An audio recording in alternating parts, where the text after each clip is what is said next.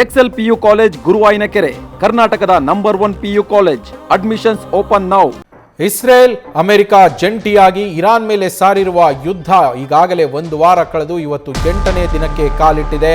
Iran ಹಾಗೆ Israel ನಡುವಿನ ಈ ಯುದ್ಧ 8ನೇ ದಿನಕ್ಕೆ ಕಾಲಿಡ್ತಾ ಇದ್ದಂತೆ ದಾಳಿಗಳು ಕೂಡ ಮತ್ತಷ್ಟು ತೀವ್ರಗೊಳ್ತಾ ಇರುವಂಥದ್ದು. ಇಸ್ರೇಲ್ನಿಂದ ತೆಹರಾನ್ ಮೇಲೆ ದೊಡ್ಡ ಮಟ್ಟದ ಏರ್ ಸ್ಟ್ರೈಕ್ ಅನ್ನ ನಡೆಸಲಾಗಿದೆ. ಸೇನಾ ನೆಲೆಗಳು, ಸರ್ಕಾರಿ ಕಚೇರಿಗಳನ್ನ ಗುರಿಯಾಗಿಸಿ ದಾಳಿಯನ್ನ ಮಾಡಲಾಗಿದ್ದು, ಮೆಹರಾಬಾದ್ ಏರ್ಪೋರ್ಟ್ ಮೇಲೆ ಐಡಿಎಫ್ ನಿಂದ ದಾಳಿಯನ್ನ ನಡೆಸಲಾಗಿದೆ. ಮತ್ತೊಂದು ಕಡೆಗೆ ಇಸ್ರೇಲ್ ಮೇಲೆ ಕೂಡ ಮತ್ತಷ್ಟು ಮಿಸೈಲ್ಗಳನ್ನ ಇರಾನ್ ಹಾರಿಸಿದೆ. ಜೆರುಸಲೇಂ, ದಕ್ಷಿಣ ಇಸ್ರೇಲ್ನಲ್ಲಿ ಸೈರನ್ ಶಬ್ದಗಳು ಕೂಡ ಮೊಳಗಿವೆ. ಇರಾನ್ ಬೇಷರತ್ ಶರಣಾಗತಿಗೆ ಮತ್ತೊಂದು ಕಡೆಗೆ ಅಮೆರಿಕ ಆಗ್ರಹವನ್ನ ಮಾಡಿರುವಂಥದ್ದು. ಬೇಷರತ್ತಾಗಿ ಇರಾನ್ ಶರಣಾಗಬೇಕು, ಅದಕ್ಕೂ ಮುಂಚೆ ನಾವು ಅದರ ಸಂಪೂರ್ಣ ಸೇನಾ ಬಲವನ್ನ, ಸಶಸ್ತ್ರ ಬಲವನ್ನ, ಸಂಪೂರ್ಣ ಶಸ್ತ್ರ ಬಲವನ್ನ ನಾಶ ಮಾಡ್ತೇವೆ. ಯುದ್ಧ ಮಾಡೋದಕ್ಕೆ ಅದರಿಂದ ಸಾಧ್ಯವಾಗದಿರುವ ಮಟ್ಟಿಗೆ ಅದನ್ನು ನಾವು ನಾಶ ಮಾಡ್ತೇವೆ.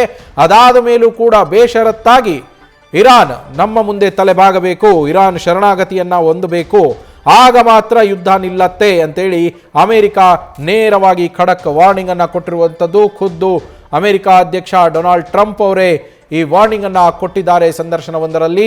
ಯಾವುದೇ ಕಾರಣಕ್ಕೂ ಸದ್ಯಕ್ಕೆ ಯುದ್ಧ ನಿಲ್ಲೋದಿಲ್ಲ, ಇರಾನ್ನ ಹೋರಾಟದ ಸಾಮರ್ಥ್ಯವನ್ನ ಸಂಪೂರ್ಣವಾಗಿ ಅಡಗಿಸಿದ ನಂತರವೇ ಈ ಯುದ್ಧ ನಿಲ್ಲೋದು. ಅದಕ್ಕೂ ಮೊದಲು ಇರಾನ್ ಬೇಷರತ್ತಾಗಿ ಶರಣಾಗತಿಯನ್ನ ಹೊಂದಬೇಕು. ಅಲ್ಲಿರುವ ಸರ್ವಾಧ್ಯಕ್ಷನ ಪರಂಪರೆಗೇನಿದೆ ಅದು ನಿಲ್ಲಬೇಕು, ಆಗ ಮಾತ್ರ ಈ ಯುದ್ಧ ಅಂತ್ಯ ಕಾಣೋದು ಅನ್ನೋದನ್ನ ಮತ್ತೊಮ್ಮೆ ಅಮೆರಿಕ ಅಧ್ಯಕ್ಷ ಡೊನಾಲ್ಡ್ ಟ್ರಂಪ್ ಸ್ಪಷ್ಟಪಡಿಸಿರುವಂಥದ್ದು. ಅದಕ್ಕೆ ತಕ್ಕನ ಹಾಗೆ ಸತತ ದಾಳಿಗಳು ನಡೀತಾ ಇರುವಂಥದ್ದು ಇರಾನ್ನ ಮೇಲೆ. ಅಮೆರಿಕ ಹಾಗೆ ಇಸ್ರೇಲ್ ಜಂಟಿಯಾಗಿ ತೀವ್ರವಾದಂತಹ ದಾಳಿಗಳನ್ನು ಇರಾನ್ನ ಮೇಲೆ ಮಾಡ್ತಾ ಇದ್ದಾವೆ. ಅತ್ಯಾಧುನಿಕ ಶಸ್ತ್ರಾಸ್ತ್ರಗಳನ್ನು ಬಳಸಿಕೊಂಡು, ಟಾಮ್ ಹಾಕ್ ಮಿಸೈಲ್ಸ್ ಇರ್ಬೋದು, ಪೇಟ್ರಿಯಾಟ್ ಇರ್ಬೋದು.